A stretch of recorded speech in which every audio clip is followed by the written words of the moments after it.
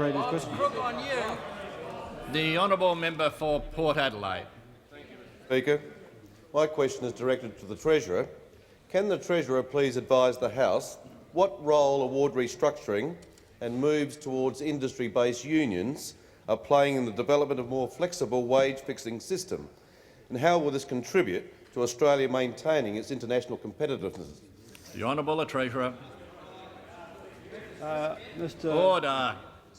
Mr. Speaker, when the government came to office in 1983, the challenge for policy in relation to wages was to restore the factor share so that we could get investment in this country moving again, and to repair the profit share, which we have now done and continue to do over a period of time.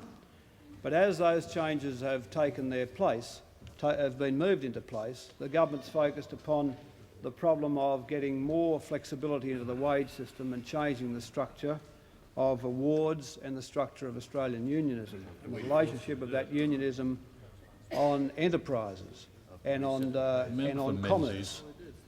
Now, Mr. Speaker, of course, as usual, it falls to a Labor government to try and sort out the industrial structure which was presided over by 30 years of coalition government.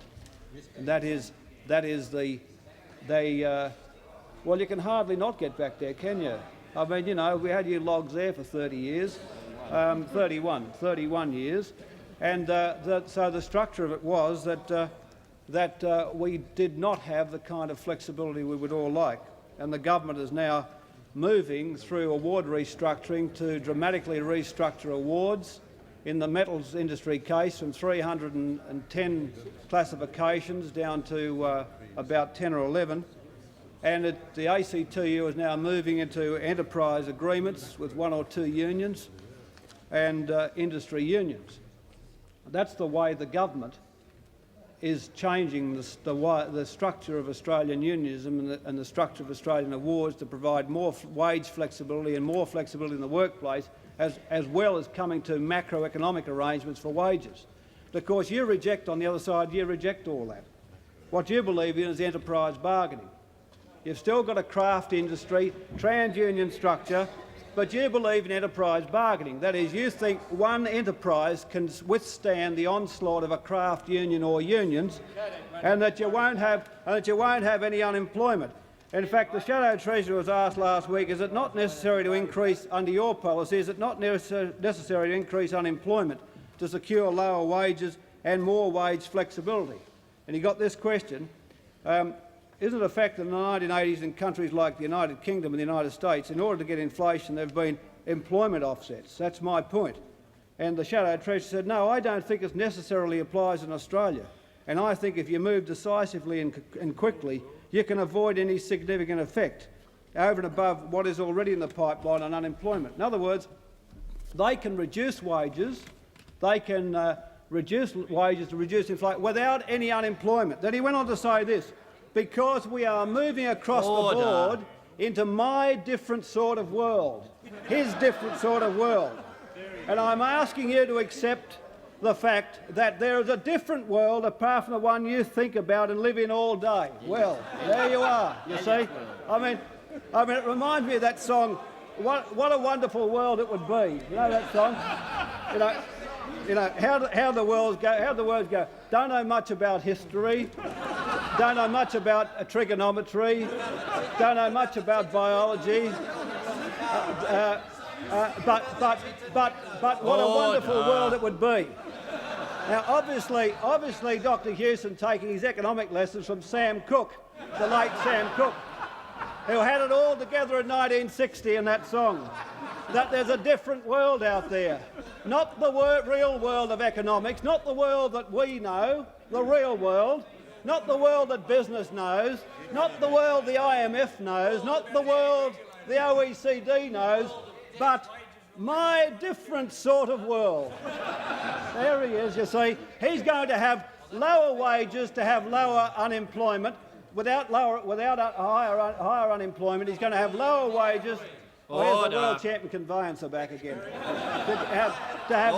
going to have lower wages, to have lower inflation, and then that'll allow lower interest rates. The key line in the opposition's so-called economic plan, the third last paragraph on page 22, that without higher unemployment they can have lower wages, which will give them lower inflation. Of course, if the inflationary floor under interest rates falls, well, of course, interest rates can fall too. I mean, that's the kind of tripe the opposition's peddling these days as economic policy. That when he gets asked a sensible question about effects in the United Kingdom and in the United States, where we saw massive unemployment to reduce the inflation rate, he says, no, we don't need higher unemployment in this country because we're going to move to my different sort of world. And that's it. There's no explanation for the key point in Liberal National Party economic policy. There's been no public explanation of the key plank of the so-called economic action plan. Is it any wonder the Leader of the Opposition won't do a press conference? We've got the new shadow Minister for Industry and Commerce doing a press conference. He's doing one every hour. He's taken over. He's now the shadow Minister for Business and Commerce for Labor. He's got the member for, is it Moore? I can't remember his seat. And Senator Cheney are sort of basically now acolytes of him. He's got the job. He's doing press conferences, but not the Leader of the Opposition. There's no way you'll be able to ask him. Oh yes, he'll do a doorstop in Sydney. He'll do a doorstop when he knows the expertise is not there to chase him down about how he would reduce inflation by reducing wages with an enterprise bargaining system, but he won't expose himself to the scrutiny of the Canberra Press Gallery. He won't get in there and answer the questions. He thinks it's clever to basically have the fire engine chasers after him in some city asking about the technical aspects of economic policy. Well, the fact of the matter is the coalition has no policy, and this sort of stuff is a joke, and you ought to be ashamed to put that sort of stuff down in your own name.